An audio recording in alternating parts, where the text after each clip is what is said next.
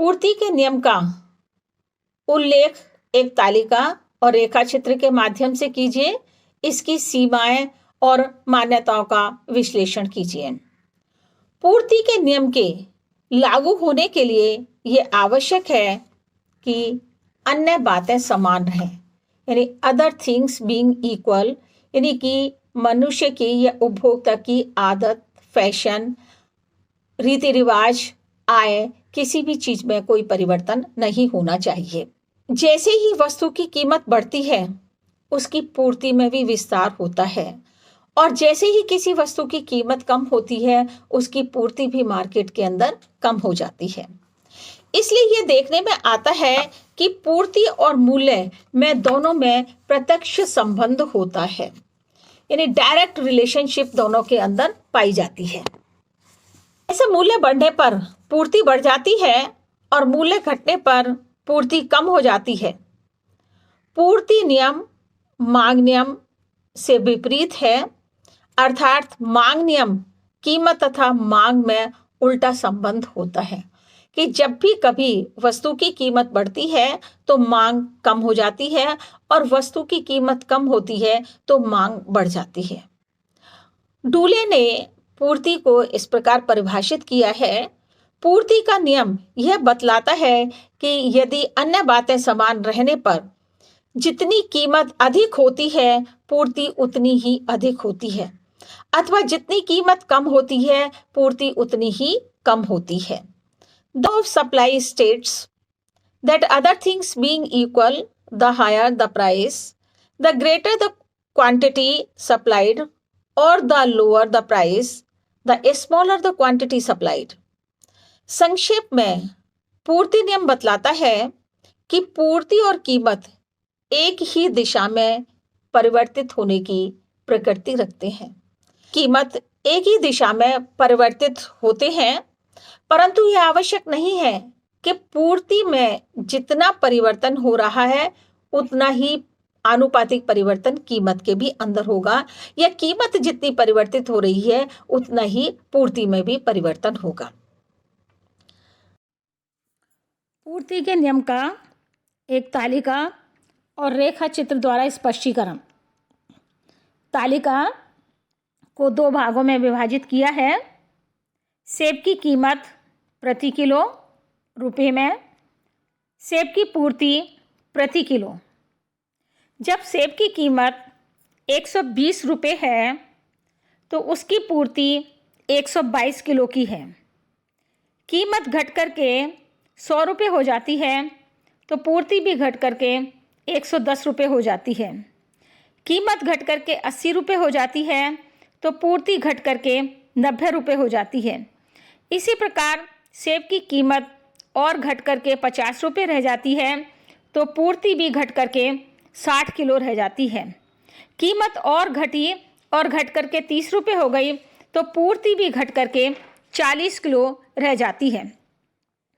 ये तालिका स्पष्ट करती है कि मूल्य अधिक होने पर, अर्थात जब सेब का मूल्य 120 रुपये प्रति किलो है तब बाजार में बेचने के लिए 122 किलो सेब आते हैं, परंतु जब मूल्य गिरता जाता है तो विक्रय के लिए आने वाले सेब की मात्रा भी कम होती जाती है, यानी उसकी पूर्ति कम होती जाती है।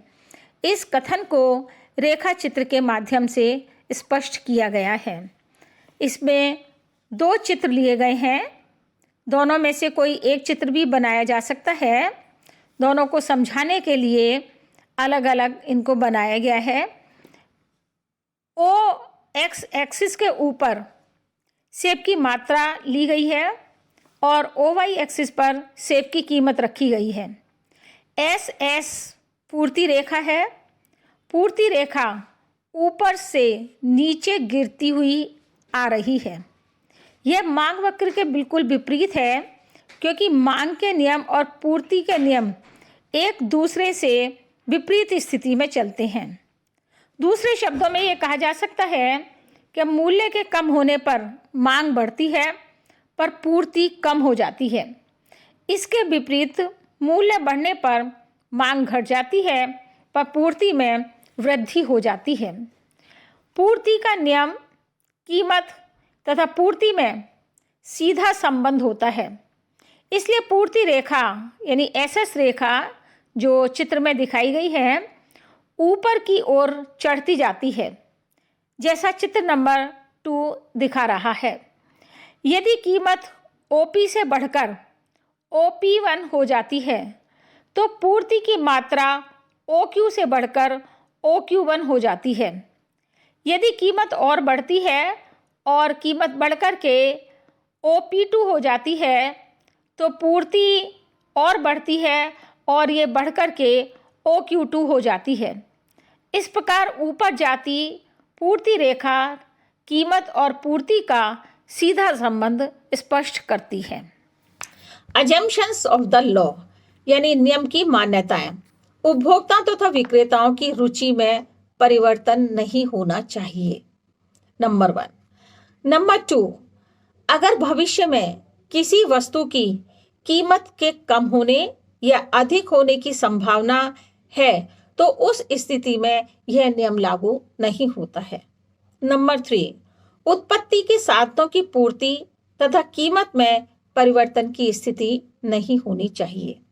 नंबर 4, जिस उत्पादन तकनीक का प्रयोग किया जा रहा है उसी से उत्पादन होता रहना चाहिए, अर्थात तकनीकी ज्ञान में या एडवांस टेक्नोलॉजी को नहीं अपनाना चाहिए।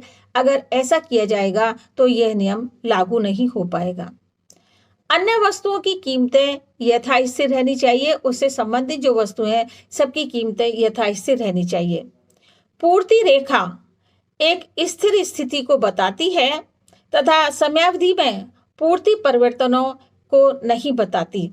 पूर्ति रेखा कुछ कीमतों को दिया हुआ मानकर तथा स्थिर मान करके चलती है। ये कीमतें बाजार में नहीं पाई जाती हैं। क्रेताओं तथा विक्रेताओं की आय में कोई परिवर्तन नहीं होना चाहिए। अन्य वस्तुओं की कीमतें यथास्थिर रहनी चाहिए। लिमिटेशंस ऑफ द लॉ यानी नियम की सीमाएं। इसके नियम की कुछ सीमाएं हैं जिसमें नंबर 1 पॉइंट आता है ऑक्शन। एक ऐसा भी हो सकता है कि कोई व्यक्ति विदेश में जाकर के बसना चाहता है तो वो यहाँ पर अपनी सारी वस्तुओं को बेचना चाहता है, जिसके कारण वह कम मूल्य पर भी अपनी वस्तुओं को बेचने के लिए तैयार हो जाता है।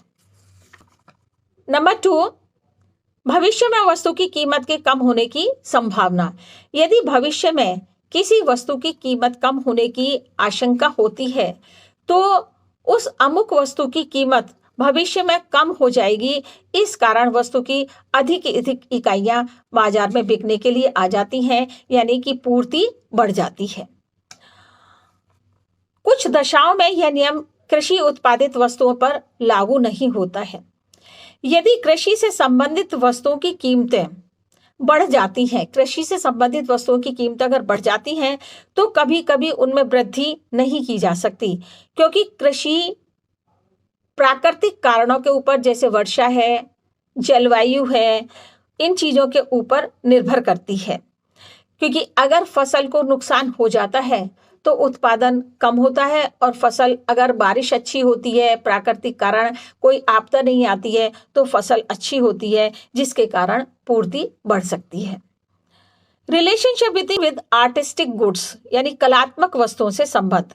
इस स्थिति में यह नियम लागू नहीं होता है। जैसे किसी फेमस चित्रकार के चित्रों की कीमत बहुत बढ़ या घट जाती है, यानी कि मान लीजिए किसी चित्रकार के चित्र हैं जिनकी कीमत बहुत घट या बढ़ गई है तो चित्रों की पूर्ति को बढ़ाना असंभव होता है। अविकसित तथा पिछड़े देशों में श्रम की पूर्ति के संबंध में, श्रमिकों के कार्यों की कीमत बढ़ने पर श्रमिक अपने श्रम को अधिक बेचने के स्थान पर कम बेचते हैं। यानी अगर श्रम की पूर्ति बढ़ जाती है या श्रम को अधिक कीमत दिए जाने लगती है तो श्रम अधिक मेहनत करने की बजाय कम करने लगते हैं, क्योंकि कम मेहनत करके ही उनकी सभी आवश्यकताओं की पूर्ति हो रही है। इसलिए ऐसी स्थिति के अंतर्गत भी पूर्ति कम हो जाती है।